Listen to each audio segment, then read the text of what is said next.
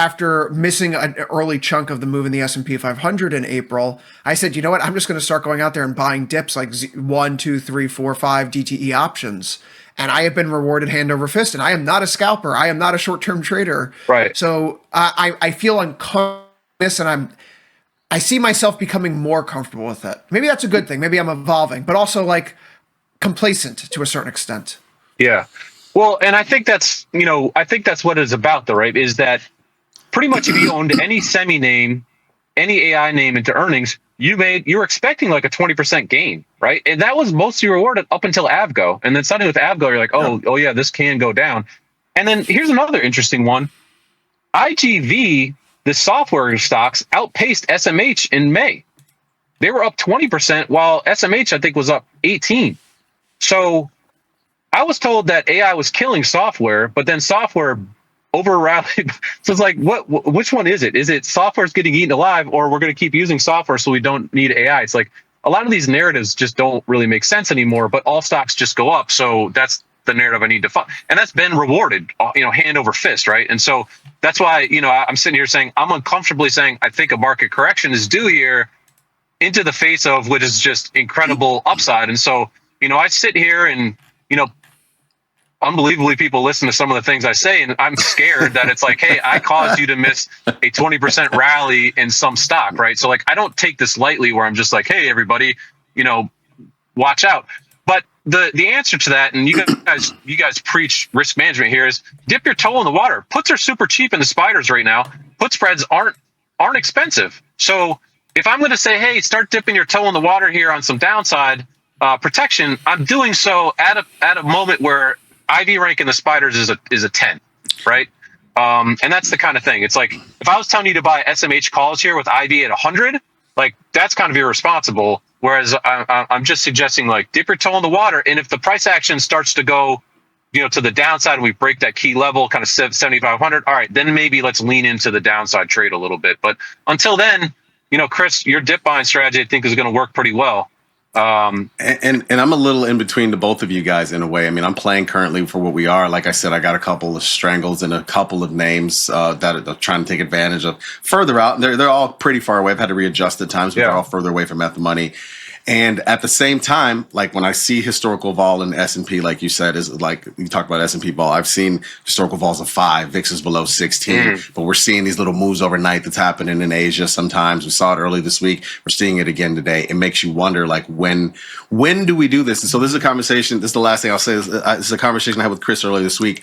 The idea of buying downside, whether it's a put spread, whether it's put, whether it's butterfly, what duration do you do that in, right? Because like we just said, recently the dips are still getting bought. I don't know if that happens in June expiration, like you said, on the other side of that. Does it happen on the other side of the IPO next week? So do you go to the 12th, or do you go to the Monday after, or do you go to June expiration, or do you go to the Monday after that, or do you go to the quarterly expiration? Do you go to that Monday? No, maybe not, because then we got 4th of July. Does it happen on the 10th? You know what I mean, Brent? Like, where do you look? What duration do you decide where you want to get that exposure? This is really bothering Jermal, as you can tell. He's really It really is. Because again, because he laid it out. Like all of the things that are coming up, all of these things, these are the bricks of the wall of worry, right? And eventually, we all know that crumbles. But when does it happen? And we got all these expirations. We got almost too many damn expirations. But where do you choose? Do you do it? It almost seems like on the other side of 4th of July, because I don't think what we've seen a lot recently is there hasn't been these intra-month breakdowns. It's like the month is what it is, and it just keeps doing what it's doing. I think that's what we're going to see in June. I don't think oddly enough, as big as that June expiration is going to be, I don't think anything's going to happen on. At least that's how I feel right now. But I don't know. Where do you choose?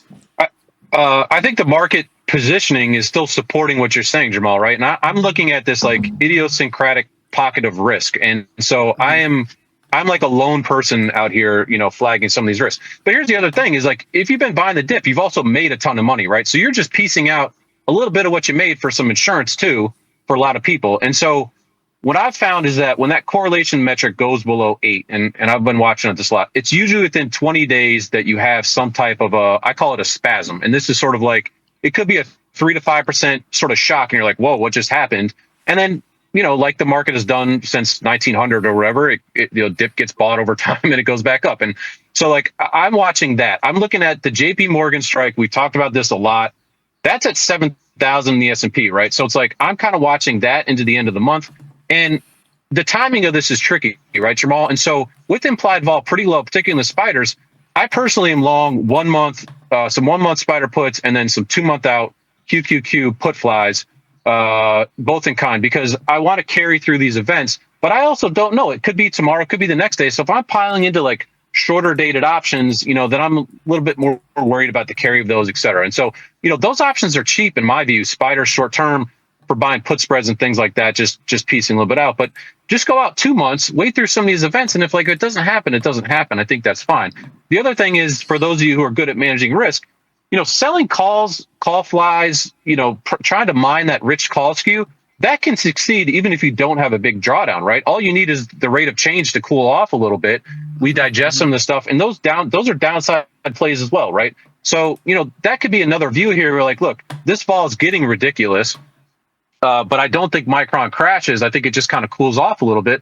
Well, you can step out. You can step out till, as you said, right? You can go months out now and get some pretty rich implied vols in those stocks.